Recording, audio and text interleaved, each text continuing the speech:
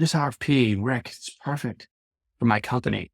It's exactly what, and then somebody else won. Yeah, dumbass, because somebody else did all the work up front.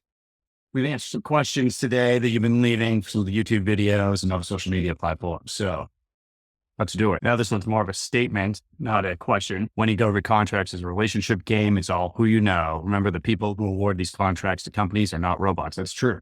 And it doesn't mean things are, a lot of people are like, oh, it's rigged. It's a scam. It's not rigged. There's no scam. Even in regular sales, relationships win the day, right? And the government's not stupid. They're not blindly awarding contracts to people without doing their homework. So developing that relationship's important. Plus, there's other things cooked into that, like the fact that you develop that relationship with someone that you're actually on contract with. They see that you can deliver, you're going to win more contracts. It's just, is it science? It's common sense. I've seen sources saw it where it was written for one specific supplier. Supplier would not do business with anyone else, and that company ends up winning the contract. You don't win a contract off of a source of sought. A source of sought is something that can help the government write the solicitation. I've seen solicitations that have come out that were designed for one contractor. That's why you want to find a source of sought and help the government write the solicitation. You want the government to want to hire you. So be that guy or girl. What's the difference between an industry day and a regular meeting? An industry day is usually an event that any company can register to go to. It's basically an event the government is putting on, where multiple companies can come and they're being briefed by the U.S. government. Now, a meeting, that's something you schedule with a government office, just you talking with the government office. I would say a meeting, a one-on-one meeting could be more valuable, provided that your meeting is with someone that can buy what you sell and has money and a requirement to do that. From crypto security tools, the government is busted ass broke. Sometimes they're still spending money every year. Martin Pierce, 7558. It all makes sense now. I have not engaged with the sources sought. I was only successful with one RFP in everything I've bid for. The government and all the other contracts have been awarded to a company, not from here, that has a developed relationship with the government. Hey, I'm surprised we even won a RFP, right? Yeah, this is exactly what we're already saying, right? So if you're going to engage on an RFP, you want that to be, for the most part, solicitations that you've already tried to set a relationship up with the government on. Sources sought, set up meetings, learn more about it. You might be wasting your time if you haven't done that. Those captions are going to give me a seizure. I don't know if I can watch this. Hey, message received. Get rid of the captions. Yeah, they were a little big in orange. Here's Israel. Is RL? Do you need a contractor's license to do the work? It depends, right? It depends on what solicitation you're responding to. If you're responding to a solicitation that is construction-based, yeah, you probably do need a contractor's license. And by the way, like every contract is so much different. There's so much difference to each contract that you really have to do your homework, even within the same industry. But for instance, on a lot of construction contracts, you might not only need your license, but you're going to probably have to be bonded, your insurance. You're going to need past performance. Like, again, so make sure that you have done this in the commercial world before you go after the government work. Does the military buy ice cream? Yeah, actually, definitely. I could be sarcastic about it, but if you think about the fact that every military base is a small town or city, each of them has something called a commissary.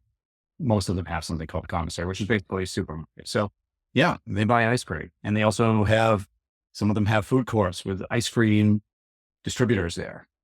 Distributors, franchises. Yeah, they buy ice cream. Military eats ice cream. They need a lot of fucking ice cream. Do I need to pay X number of dollars a month to use a proposal writing tool to help me win more contracts? I recommend that you don't buy any tool in the beginning. So if you have to write your first government contract, I think the best thing to do is either try to knock it off on your own, just to go through it and understand each section, or maybe go to Upwork. So on Upwork, you can hire a freelancer that does this type of thing all the time. You just got to make sure to check their references. Here's one from Maui Wowie. I've done an RFP for a non-clearance contract, and I'm guessing that means a contract that didn't require a security clearance. And it's a paid, and they always chose the lowest bidder for labor expenses. Yeah, that's true. There are contracts out there called lowest price, technically acceptable. Nobody likes them. But yeah, you make a good point at 1233. And that's where I was basically saying you want to start waiting before solicitation comes out. So Maui Wowie goes on to say, the people I was working with clearly followed the start and solicitation advice and ended up doing a lot of work for nothing. Yeah. You want to do a lot of work for nothing? Look for RFPs.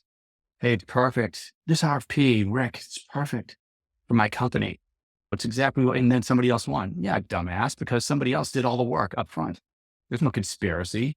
You came in at the last minute and wrote a proposal and thought you were going to win. If that's your philosophy, it's not rigged. You're just lazy. Do the work. So now you know what you got to do. What's the name of that CRM? The CRM is called GovClose. At some point, I'm going to do a video just walking everybody through it because I'm getting a lot of questions on this. Look, this I call a sales management system. I built this for me because when I started our consulting business in 2019, when I retired from the Air Force, every company, large and small that I worked with, I would usually have to spend a considerable amount of time either editing the CRM that they were using, hours and hours trying to build pipelines where their sales team would know, I have to go through these steps to win a contract. This is what my pipeline's worth, et cetera. And usually I could edit them to get them to be reasonable. And then other companies would be using spreadsheets. And then eventually I got sick of it and I built my own CRM. So then I can just implement that with each company that we work with. And that's just easier. I'll do a overview on it and walk you guys through it. All right, this is the last one I'm going to do here. It's time to go to work. New subscriber, thank you. I'm a Native American and looking to leverage an 8A. Any videos on 8A specifically? I like your style of video teaching. Thanks, Miss Melody. The 8A program is, of all the certifications that you can get, the 8A, I believe, has the most opportunity for winning contracts. And the reason is because 8A allows the government to sole source contract with you.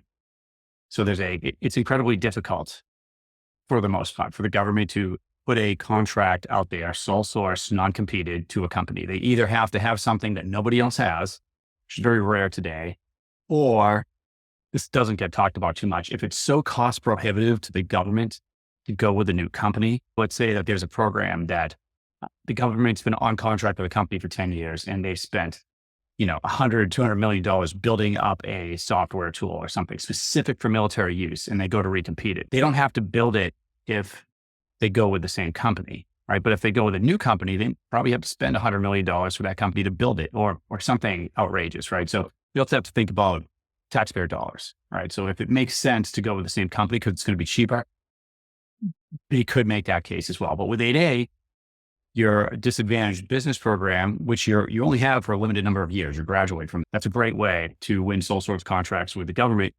And we have some strategies there, Melody. We'll put them out. We'll do a complete episode on 8A. We have a pipeline in GovClose that's specific for 8A.